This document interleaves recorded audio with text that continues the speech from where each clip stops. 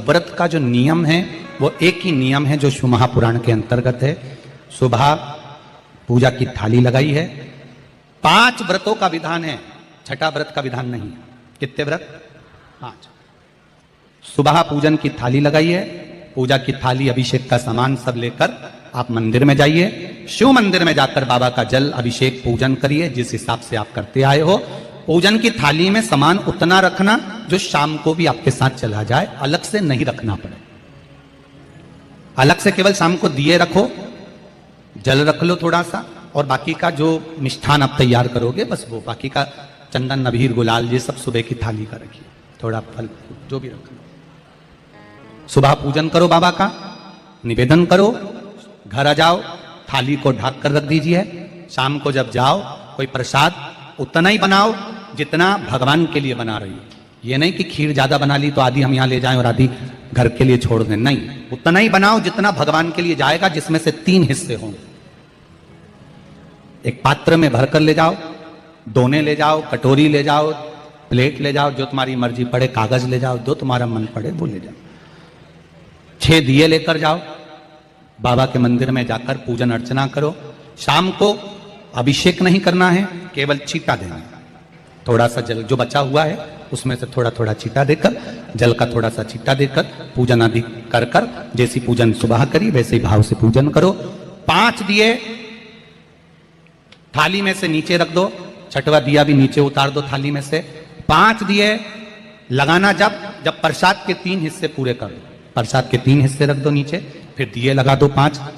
एक दिया उठाकर जिसको जलाया नहीं है वापिस अपनी थाली में रख दो।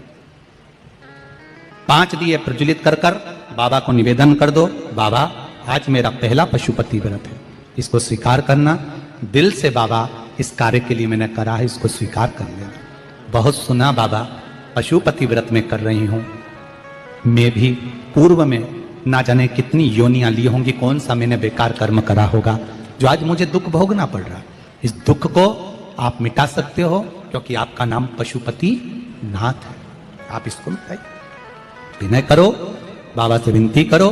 एक दिया, एक प्रसाद का हिस्सा थाली में लेकर आ जाओ, बाबा को निवेदन कर कर, बाकी का वहां छोड़कर एक दिया, एक प्रसाद का हिस्सा लेकर आ जाइए। एक दिया, एक प्रसाद का हिस्सा लाए, घर के अंदर प्रवेश करते समय सीधे हाथ की ओर बैठकर, अपने घर की ओर मुख कर कर सीधे हाथ की ओर उस दिए को घर के बाहर प्रज्वलित कर दो। भगवान से विनती करो, भोलेनाथ आप मेरे घर में प्रवेश कर कर मेरा कार्य सिद्ध करें। बाबा को निवेदन कर कर अंदर जाइए। भोजन करने से पहले जो मीठा है, एक हिस्सा प्रसाद का है, उसको खा लीजिए। उस हिस्से में से किसी को नहीं देना, चाहे घर में बच्चे हों चाहे बड़े हों, उस प्रसाद का हिस्सा केवल तुमको खाना। पहले प्रसाद खाइए, उसके बाद में फिर भोजन करिए। एक समय फलाहार कर सकते हो, दूसरे समय भोजन कर सकते हो। इसमें जरूरी नहीं कि आपको मीठा ही खाना है। शाम का जो प्रसाद बनेगा वो मीठे का ही भोग लगेगा। सुबेरे आप आराम से नमकीन का भी फलाहार कर सकते हो, मीठे का भी फलाहार कर सकते हो। फलाहार के लिए कोई मना नहीं है, फलाहार आप कैसा भी कर सकते हो। पर भोजन जब करोगे, अन्न जब खाओगे, जब पहले भगवान का प्रसाद खा लो। 4 पशुपति व्रत पूर्ण हो, बीच में अगर कहीं रजस्वला धर्म आ गया, आपको पूजन नहीं करना है, घर में कोई सूतक सावड़ आ गया, या कोई व्रत फंस गया, एकादशी आ गई, या कोई व्रत आ गया, तीज आ गई, चतुर्थी आ गई, जिसका व्रत करते हुए आए हो, तो पशुपति व्रत उस दिन मत करो, फिर अगले सोमवार कर लेना। 3 हो गए, एक रह गया बीच का, उसको अगले में करो, वो चौथे में गिनती में आ जाए। 5वां छूट गया, कोई बात नहीं, 1 महीने बाद तो होगा, 8 दिन बाद तो होगा, 15 दिन बाद तो होगा, फिर उसको गिन लो, 5वां हो जाए। महाराज ऐसे 5वां व्रत जब आए, 5वें व्रत के दिन शाम को जब पूजन करने जाओ, एक श्रीफल, कुछ रुपए, 11 रुपए आदि जो भी है, नारियल पर रखकर बाबा को विनय कर कर, बाबा आज मेरा पशुपति व्रत पूर्ण हो रहा है, आपकी कृपा हो, मेरी झोली भरना बाबा, विनती करो।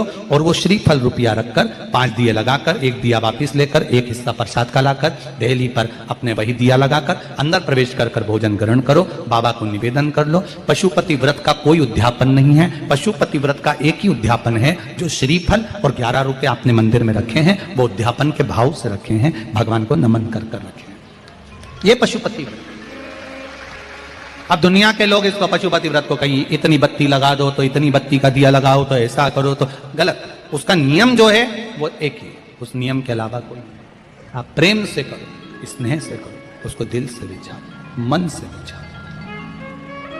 शंभो शरणे पड़ी, मांगू घड़ी रे घड़ी, दुख काटो दया करी निदर्शन। आप दिल से उसका स्मरण, ये पशुपति व्रत है। एक व्रत करने के बाद अगला जब व्रत करो तो थोड़ा रुक कर करना, एक साथ लगे लगाए व्रत ना करिएगा, थोड़ा रुक कर करिए, इंतजार करो 3 महीने का कि बाबा मेरी ऊपर कृपा जरूर करेगा। दिल से करा है तो वो दिल से देगा, झोली भर कर देगा, ये निश्चित है, उसका व्रत फल देता है। करना जरूरी नहीं है कि व्रत माताएं करेंगी, पुरुष कर सकता है, बच्चे कर सकते हैं, बूढ़े कर सकते हैं, बड़े कर सकते हैं, बेटा बेटी कर सकते हैं, नवयुवक बच्चे कर सकते हैं, पर दिल से करो उस पशुपति व्रत। कोई आपका दूसरा व्रत फंस गया है तो पशुपति व्रत को छोड़ दो। उस दिन आपका जो व्रत है, एकादशी हो, चतुर्थी हो, तीज हो, छठ हो, उसको कर लो। नवरात्रे फंस गए, नवरात्रे कर लो, उसके बाद कर लेना पशुपति। जितने व्रत रह जाए उस व्रत को बाद में। महाराज शिव कृपा, व्रत एक ही मंदिर में करना।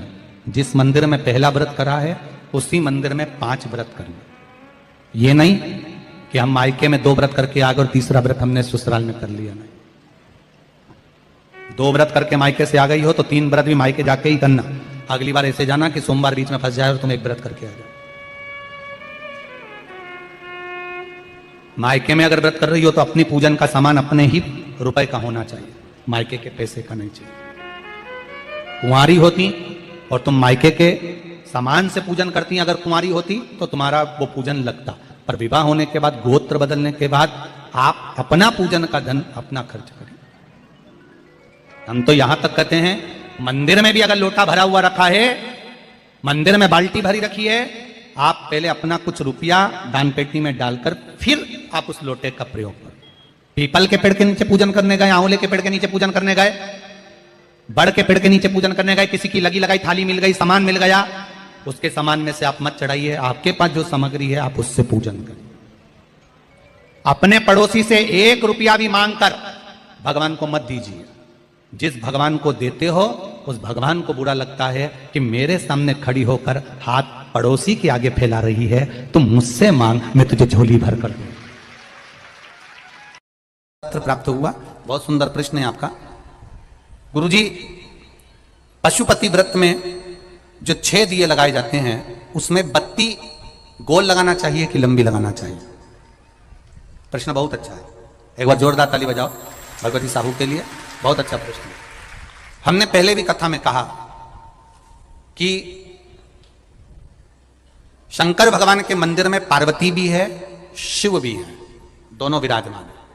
आप दोनों तरह की बत्ती शंकर के मंदिर में लगा सकते हैं। जहां देवी के मंदिर में अकेली देवी होती है तो वहां पर फिर लंबी बत्ती का क्रम आ जाता है। पितरों की पूजन हो रही होती है, लंबी बत्ती का क्रम आ जाता है। पर जहां पर देवाधिदेव महादेव भी हैं, पार्वती भी है, वहां आप गोल भी बत्ती समर्पित कर सकते हो और लंबी भी बत्ती लगा सकते हो, उसमें कहीं दोष नहीं आएगा। फिर आपने वर्णन करा 5वां व्रत पूर्ण होने पर 108 पुष्प या चावल बेलपत्र चढ़ाते हैं। सबको एक साथ चढ़ा देना चाहिए कि एक एक करके चढ़ाना चाहिए? वैसे शास्त्र रीति के अनुसार पशुपति व्रत में जो 5वां सोमवार पूर्ण होगा और आप 108 अगर कोई वस्तु चढ़ा रहे हो तो एक एक कर श्री शिवाय नमस्तुभ्यम, श्री शिवाय नमस्तुभ्यम, एक एक कर चढ़ाना चाहिए। एक साथ हाथ में लिया और एक साथ नहीं चढ़ाना, एक एक कर समर्पित। बहुत अच्छा प्रश्न है। एक प्रश्न जो आपने किया था उसका उत्तर इस कथा में चल रहा है, नंदी वाला जो प्रश्न आपने तीसरा करा है उसका उत्तर इस कथा में चल रहा है कि आप कहते हो कि मंदिर से जाते समय नंदी के कानों में कहकर चले जाओ। बैठिए बैठिए बैठिए बैठिए। बहुत सुंदर प्रश्न है आपके, बहुत भाव से और आनंद से आपने करा और जनमानस के कल्याण के प्रश्न है। ये केवल आपके लिए नहीं है, ये सबके लिए इतने जोरदार प्रश्न है। जो गलती भी करते होंगे तो उसको सुधार सकते। आपने कहा कि नंदी के कानों में कहना चाहिए। लोग हंसते हैं, कहते हैं बताओ वो नंदी के कानों में भगवान को कहना चाहिए। वैसे तो हम आपको एक बात बताते हैं कि दुनिया के लोग किसी दूसरे धर्म की कभी हंसी नहीं उड़ाते। दुनिया के लोगों को दूसरे का धर्म अच्छा लगता है। दुनिया के लोग सबसे ज्यादा हंसी उड़ाते हैं तो हमारे सनातन धर्म की ही उड़ाते हैं, और जी खुद उड़ाते हैं, दूसरा उड़ाने वाला नहीं होता। दूर के ढोल हमें समझ में आते हैं, उसका धर्म हमें समझ में आ गया, उनका क्या है, ऐसा है, आओ कुछ नहीं, उनके धर्म में ऐसा है, कितना आनंद हमें दूसरे के धर्म में लग रहा है, और हमारा सनातन धर्म हमको बुरा लगता है, हमारे सनातन धर्म हमें बुरा लगने लगा। अरे भाई, लोग कहते हैं कि नंदी के कान में कहते हो, ये कोई हमारे पुराणों में या शास्त्रों में लिखा है? भगवती बहन साहू, आपको धन्यवाद देना चाहूंगा और एक बात कहना चाहूंगा, जितनी भी शिव महापुराण के अंतर्गत चाहे उपाय जो बताए जाते हैं कि बेलपत्री ऐसे चढ़ाना, काली मिर्च ऐसे चढ़ाना, चावल ऐसे चढ़ाना, धतूरा का क्या महत्व है, शमी के पत्ते का क्या महत्व है, बेलपत्री के पत्ते का क्या महत्व है, ये जितनी भी बातें बताई जाती हैं ये सब पुराण के अंतर्गत से बताई जाती है। अब दुनिया के लोग इसको चाहे टोटका कह दें, चाहे दुनिया के लोग इसे टोना कह दें, पर पुराण से हटकर कुछ नहीं। और आप लोगों को अगर बोला है कि नंदी के कान में कहकर भगवान शंकर के मन में बात पहुंचे, तो ये क्यों कहा, तो ये भी हमारी शिव महापुराण में लिखा है, जलंधर के चरित्र में। कोई आपसे कहे कि नंदी के कान में बोलने से क्या होता है, ये जलंधर का चरित्र कह रहा है। मां पार्वती जी का हस्त कमल पकड़कर जलंधर लेकर जाने लगा, वृंदा का पति लेकर जा रहा। वृंदा तो भगवान की भक्ति में लीन रहती थी, उसको तो जलंधर को सबसे ज्यादा तकलीफ थी नारायण से, पर शिव के पास आ गया, क्योंकि ईर्षा प्रवृत्ति, अभी कथा में कहा, कोई कोई ऐसा होता है जिसको तुमसे बेर नहीं होता तो भी अंदर से ईर्षा जाग जाती है, कोई कोई ऐसा होगा जिसको अंदर से ईर्षा जागती है, अपने आप अंदर से ईर्षा जागती है, उसका कोई बेर नहीं, और ईर्षा जाग गई, भीतर से ईर्षा जाग गई। ना आप उससे मिले हो, ना कभी वो आप उसके सामने बैठे हो। कई लोग किसी ना किसी की बुराई करते हैं तो हम लोग पूछ भी लेते हैं, क्यों साहब उनसे मिलकर आए हो क्या तुम? कभी नहीं मिल किया है, कभी उनका सामना हुआ नहीं हुआ, तो फिर बुराई क्यों कर रहा? एक ने कर दी थी इसलिए हमारे ध्यान में था तो हमने भी कर दी। लो, वो कुआं में डूब के मरेगा तो तू भी मरेगा का? नहीं।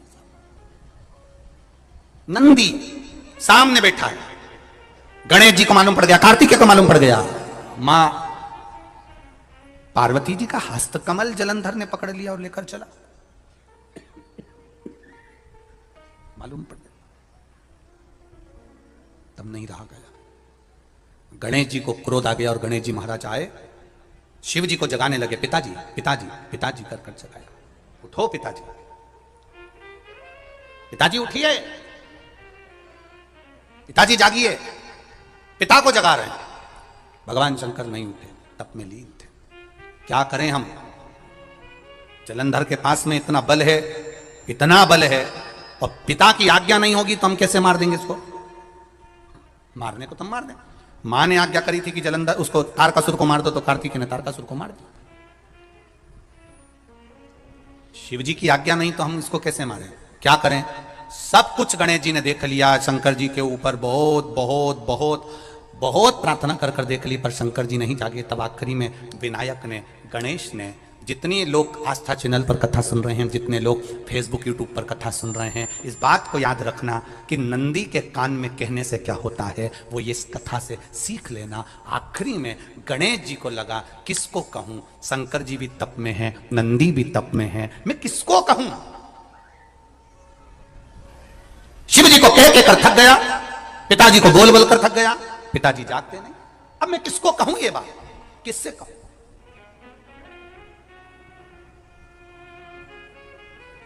विनायक गए सीधे अब नंदी के पास में। नंदी भी तप में लीन थे, शंकर जी की ओर मुख था, शंकर जी की ओर मुख था। गए और जाकर तुरंत विनायक ने नंदी के कानों में जाकर कहा, नंदीश्वर, मैया का हाथ पकड़कर जलंधर लेकर जा रहा है, पिताजी तप में लीन है, कृपा करिए ना। बस केवल नंदी के कान में कहा, गणेश जी दूर हट गए।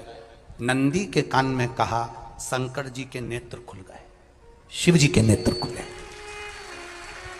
ध्यान देना जरा, इस शिव महापुराण की, आशुतोष शिव महापुराण की कथा, जो कथा यहां कही जा रही है, ये कथा पहले के चरित्रों में सुनने को नहीं मिली होगी। जरा ध्यान देना इस संवाद पर। जितने लोग आस्था चैनल पर, जितने फेसबुक यूट्यूब पर सुन रहे हैं, सनातन धर्म की हंसी उड़ाने वाले कह देते हैं नंदी के कान में कहने से क्या होता है, नंदी के सामने जाकर बोलने से क्या होता है, नंदी के पास बैठकर बोलने से क्या होता है, नंदी के पास बैठकर शंकर जी का मात्र दीदार करने से क्या होता है, दर्शन करने से क्या होता है। वो अच्छे से समझ लेना, जो लोग सनातन धर्म पर उंगलियां उठाते हैं वो अच्छे से समझ लें इस बात को।